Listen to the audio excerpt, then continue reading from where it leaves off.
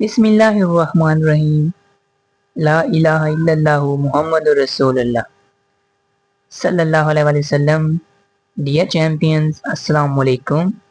उम्मीद करता हूँ आप सब बेहतरीन, लाजवाब और शानदार होंगे। तो प्यारे चैंपियंस, नमाज कायम करें और अपने असातिज़ा कराम और अपने वालिदैन का एहतराम करें। तो प्यारे चैंपियंस, आज हम डिस्कस करने जा रहे हैं unit number 13 class 10 new syllabus. उसकी एक्सरसाइज के एमसीक्यूज देखेंगे और साथ में हम देखेंगे उसके शॉर्ट क्वेश्चंस। तो चलें स्टार्ट करते हैं। What is required for the production of sound? Sound को पैदा करने के लिए क्या चीज चाहिए होती है? वैक्यूम? नहीं। Vibration of medium? Only air. Light waves? तो हमें चाहिए होता है मीडियम का वाइब्रेट करना। दूसरे नंबर पर हमारे पास क्या है?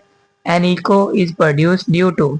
एक इको प्रोड्यूस कैसे होती है, उसकी वजह क्या बनती है? इको का मतलब क्या होता है? चीख। तो चीख कैसे पैदा होती है? Reflection of a sound. Reflection of a sound, तो इसका आंसर हमारे पास क्या होगा? Reflection of a sound. An example of longitudinal waves. Longitudinal waves की इनमें से कौन सी मिसाल है? Light wave? नहीं। वाटर वेव भी नहीं है। Sound wave? जी बिल्कुल। इसका आंसर हमारे पास क्या होगा? Sound wave. In which medium does the sound travel fastest? इस मीडियम के अंदर जो साउंड है वो सबसे ज्यादा तेज मूव करता है। इसका नहीं। सॉलिड? वैक्यूम में तो ट्रेवल ही नहीं करती। इसका आंसर क्या होगा? Solid. What is approximate speed of a sound in air? Air के अंदर जो एक साउंड की स्पीड है वो अप्रोक्सीमेशन कितनी होती है? वो हमारे पास 330 टू 350 मीटर पर सेकंड होती है। Why is acoustic production important in building design?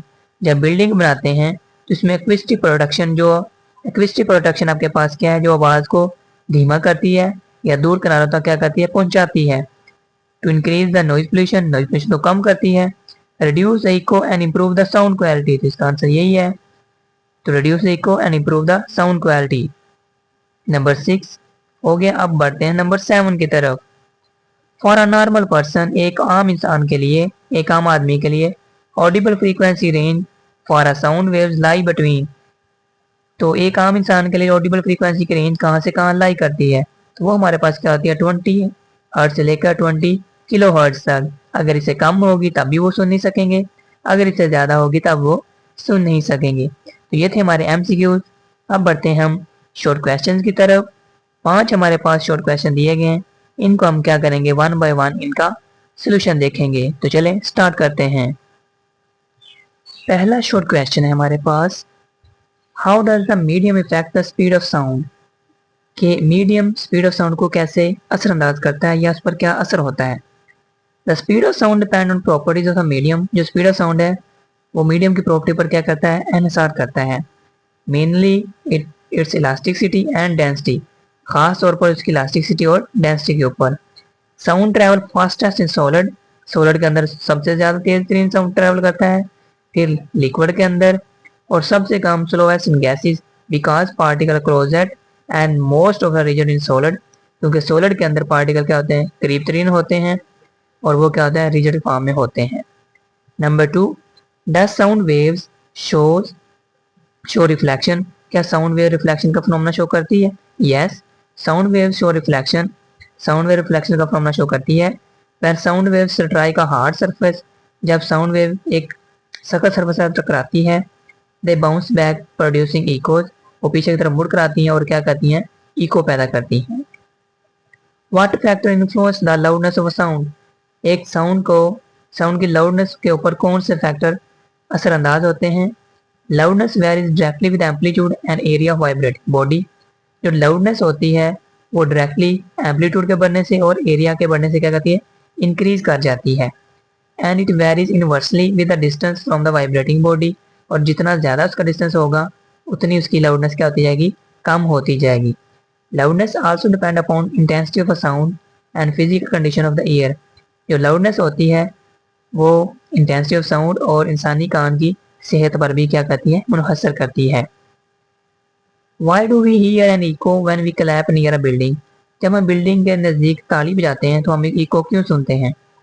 When we clap या or shout near the reflecting surface such as tall building or mountain, जब हम किसी बड़ी ऊंची इमारत या पहाड़ के करीब क्या करते हैं, ताली बजाते हैं या चिल्लाते हैं, तो हमें क्या करता है, इको सुनाई देती है।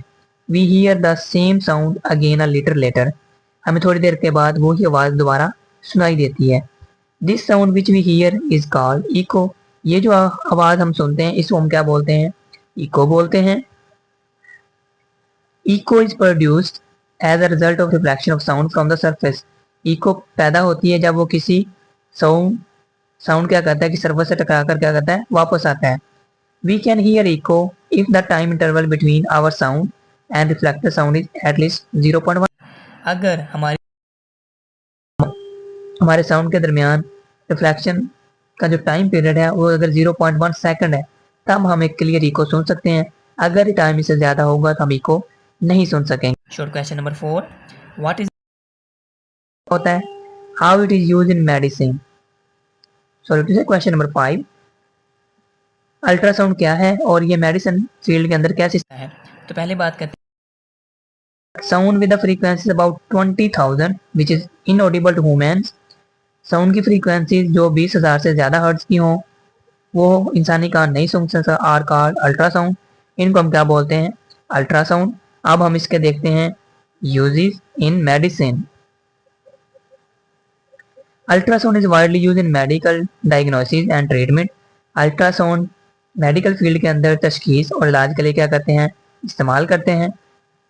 Ultrasonography help visualize organs as such as heart, liver and kidneys, ultrasonography क्या करती है, हमें खाके बनाकर देती है दिल के, लीवर के और गुर्दों के, as well as monitoring pre pregnancies, और प्रेगनेंसी को मॉनिटर करने के लिए भी क्या करते हैं, इसको इस्तेमाल करते हैं। एडिशनली इसके अलावा ultrasound aids in thyroid gland imaging for diagnosis, thyroid gland के अंदर उसका तशखीस के लिए, थायराइड ग्लैंड की तशखीस के लिए और उनके इलाज के लिए हम क्या करते हैं, इस्तेमाल करते हैं। Providing the help the doctor evaluate thyroid health, उसकी मुकम्मल तौर पर उनको क्या खाके पेश किए जाते हैं ताकि डॉक्टर को उनका विजुअलाइज करके उनका इलाज कर सकें। Constructor response questions, why does tuning fork placed on a wooden table produce louder sound when held in the air, एक जो ट्यूनिंग फोक्स है जब उससे वुडन बुक टेबल के ऊपर रखते हैं तब वो क्या करता है, लाउडर साउंड पैदा करता है बनिस्बत उसके जब क्या करता है, उसको हवा में रखा जाता है। What does this tell us, ये हमें क्या बताता है, about the role of surface area in sound production, sound production के अंदर ये क्या रोल किरदार अदा करता है। तो आंसर इसका हमारे पास होगा when a vibrating tuning fork, जब एक वाइब्रेटिंग ट्यूनिंग फोक को हमने क्या किया, place on a wooden table, wooden table के ऊपर रख दिया, the table is force to vibrate and sets much larger volume of air into the motion, और वो क्या करेगा, ज्यादा फोर्स से वाइब्रेट करेगा और ज्यादा वॉल्यूम हवा के अंदर क्या करेगा, साउंड पैदा करेगा। So the sound become louder, तो उसकी जो आवाज है वो क्या हो जाएगी, ज्यादा हो जाएगी। This shows that the larger vibrating surface, ये बात ये साबित करती है कि जितना ज़्यादा वाइब्रेटिंग सरफेस होगी, ट्रांसफर मोर एनर्जी, तो उतनी एनर्जी क्या होगी, ट्रांसफर होगी टू द एयर, हवा के अंदर, एंड प्रोड्यूस लाउडर साउंड, और साउंड भी क्या हो जाएगा, ज़्यादा लाउडर हो जाएगा। If the sound need a medium to travel, अगर साउंड को ट्रैवल करने के लिए मीडियम की ज़रूरत होती है, how does the bell jar experiment prove this requirement, तो एक बेल जार इस रिक्वायरमेंट को कैसे साबित करता है, एक्सपेरिमेंट जो हम करते हैं उससे बेल जार के जरिए। What happen when the air is removed and why, और जब हवा को उस बेल जार से निकाल दिया जाएंगे तब क्या होगा और क्यों होगा। In the bell jar experiment के अंदर ringing electric bell is placed inside a glass jar, एक ग्लास जार के अंदर हम रिंगिंग बेल रख देते हैं। As the air gradually remove from the jar, आहिस्ता आहिस्ता उस जार से हवा को क्या करते हैं, बाहर निकालते हैं। साउंड बिकम फेंटर, आवाज धीमी हो जाती है। And finally can not be hear, और आखिरकार वो सुनाई नहीं देती। Even though the bell is still vibrating, हत्ता के बेल अभी बज रही होती है। This happen because the sound need material medium, condition necessary क्या है, मटेरियल मीडियम चाहिए साउंड को ट्रैवल करने के लिए। And in the absence of the air, हवा की गैर मौजूदगी में sound can not propagate, sound move आगे नहीं जाता। A person hear his echo when the shouting near the tall building, एक बड़ी इमारत के गिर्द एक आदमी चिल्लाता है, उसको अपनी इको सुनाई देती है। Why must the building be at least 17 meter away from the away for echo to be the heard clearly? तो उस आदमी का उस बिल्डिंग से 17 मीटर दूर होना क्यों जरूरी है? The human brain retain the sound for about 0.1 second, so hear the distinct echo. एक इंसानी दिमाग साउंड को जो माइंड में रखता है वो 0.1 सेकंड के लिए रखता है ताकि इको को वाज़ह तौर पर सुना जा सके। The reflect sound must be reach after at least 0.1 second, जो रिफ्लेक्टेड साउंड है उसको 0.1 सेकंड लगना चाहिए उस आदमी तक या उस पर्सन तक पहुंचने के लिए। Give the speed of sound in air, हवा के अंदर स्पीड ऑफ साउंड है वो हमारे पास कितनी है? 340 मीटर पर सेकंड है। The minimum distance for echo for to form is 34 metre. Total distance travel by the sound, जो टोटल डिस्टेंस उसने ट्रैवल करना है यानी कि गई और वापस आई वो 34 मीटर है, लेकिन इको के लिए क्या करेगा वो 17 मीटर के फासले पर क्या होगा? Meaning reflecting surface must be at least 17 metre away. तो जो बिल्डिंग है या माउंटेन है, रिफ्लेक्टिंग सरफेस है, वो 17 मीटर दूर होनी चाहिए ताकि एक आवाज या इको सुनी जा सके। Short question number 13.4 constructor response questions. Why do the voices of men sound deeper than those of women or children? बच्चों की निस्बत जो आदमियों की आवाज़ें होती हैं वो गहरी और भारी क्यों होती हैं? Even when they are speaking at the same intensity, हत्ता के वो एक जैसी इंटेंसिटी के ऊपर क्या करते हैं? बोल रहे होते हैं। Explain using the relation between frequency and pitch, pitch और फ्रीक्वेंसी के दरमियान ताल्लुक को यूज करते हुए इसको एक्सप्लेन करें। Pitch depend upon frequency of a sound, pitch क्या करती है? फ्रीक्वेंसी ऑफ साउंड के ऊपर डिपेंड करती है। A shrill sound has high frequency, एक श्रिल साउंड एक ब्रीक साउंड की फ्रीक्वेंसी क्या होती है? ज़्यादा होती है। And grave sound has low frequency, और एक भारी आवाज़ की फ्रीक्वेंसी क्या होती है? कम होती है। The voice of a ladies and children is shrill, जो चिल्ड्रन की और लेडीज की आवाज़ क्या होती है? श्रिल एंड हाई पिच, और उनकी पिच क्या होती है? ज़्यादा होती है। ऑन द अदर हैंड दूसरी तरफ मेन्स वॉइसेस साउंड डीपर, आदमियों की आवाज़ें भारी होती हैं, गहराई वाली होती हैं, because they have lower frequency, उनकी फ्रीक्वेंसी क्या होती है? कम होती है। और vibration compare to the women and children, बच्चों और औरतों की निस्बत। Next question, in what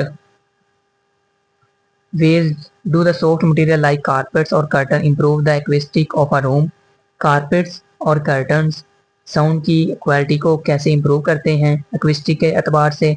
how do they effect echoes and sound quality, ये इको और साउंड क्वालिटी को कैसे असरअंदाज करते हैं? Soft material like carpets, soft material हमारे पास है कारपेट्स और कर्टन हैं। अब्जॉर्ब साउंड, साउंड को क्या कर लेते हैं? अब्जॉर्ब कर लेते हैं। इंस्टेड ऑफ रिफ्लेक्टिंग दैम, बजाय उसको क्या करें? रिफ्लेक्ट करें। This reduce echoes and vibration, revibrations, making the sound clear and improving the overall acoustic of the room. तो ये जो इकोज उसको कम कर देते हैं और वाइब्रेशन रीवाइब्रेशन आवाज़ का जो टकराव होता है दोबारा से उसको भी कम कर देते हैं, साउंड को ज़्यादा क्लियर कर देते हैं, ओवरऑल क्वालिटी को क्या कर देते हैं? इम्प्रूव कर देते हैं किसी भी रूम के अंदर। When a person collapse near a canyon, canyon आपके पास क्या होती है? गहरी वादी होती है जो एक नहर के साथ साथ चल रही होती है। जब एक आदमी गहरी वादी के करीब क्या करता है? तालिब जाता है।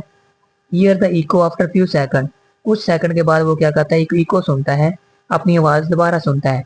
How can they calculate the distance to canyon, तो वो कैनियन से अपना डिस्टेंस कैसे कैलकुलेट करेगा? What is the principle is use in this method, इस मेथड के अंदर कौन सा प्रिंसिपल हम यूज कर रहे हैं? When a person collapse near a canyon and hear the echo after a few seconds, he can calculate the distance to the canyon by using the formula. एक आदमी गहरी वादी के गिर तालिब जाता है और इको सुनता है कुछ सेकंड के बाद, तो फार्मूला यूज करते हैं, S is equal to V multiple T. S हमारे पास डिस्टेंस है, वी वेलोसिटी स्पीड है, स्पीड ऑफ साउंड है, और टी हमारे पास क्या? टाइम है। तो इस फार्मूले को यूज करते हुए वो अपना डिस्टेंस पॉइंट आउट कर सकते हैं। In this equation V is the speed of sound, T is the time duration after echo is hear, the distance between the person canyon will be 1/2 of the distance, जो distance होगा echo के लिए canyon के एतबार से वो जो total distance आएगा उसका वो क्या होगा, हाफ होगा। तो ये थे हमारे पास short question unit number 13 class 10 new syllabus. मिलते हैं नेक्स्ट वीडियो में। स्टे ब्लेस्ड, अल्लाह हाफिज़।